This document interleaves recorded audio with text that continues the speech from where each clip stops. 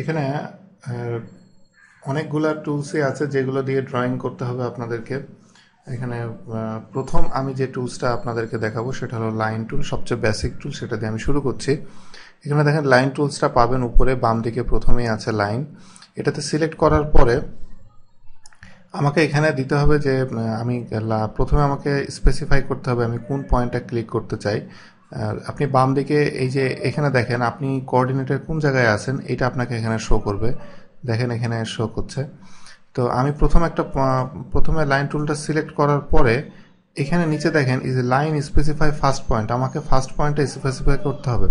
এই পয়েন্টটা আপনি এখানে ইনপুটও দিয়ে দিতে পারেন, এখানেও দিতে পারেন, কোঅর্ডিনেট সিস্টেমেও দিতে পারেন, অনেকভাবে দেওয়া যায়। তবে নর্মালি এখন আর অত ঝামেলা কেউ করে না।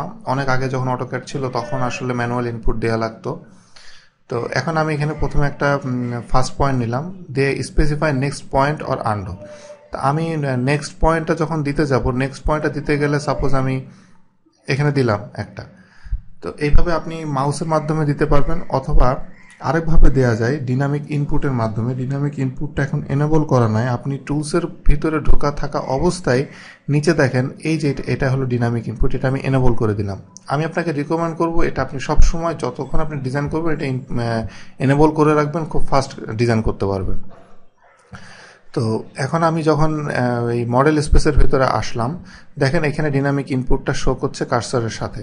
এখন নেক্সট পয়েন্টটা আমি এখন ইনপুট দিলাম যে আমি 7 ইনপুট দিয়ে যদি আমি এন্টার দিই, দেখুন এই অ্যাঙ্গেলে এটা 7 হয়ে গিয়েছে, কিন্তু আমি অ্যাঙ্গেলটা কন্ট্রোল করতে পারিনি।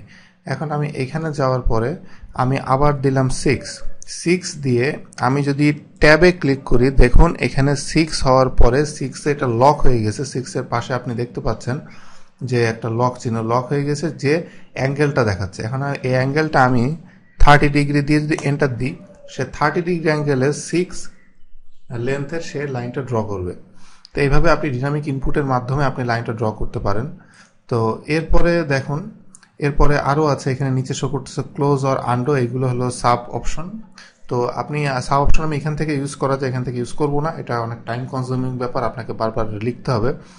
তো আপনি এখানে রাইট বাটন ক্লিক করে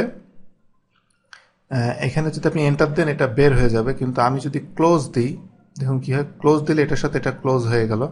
এখন আমি আরেকটা লাইন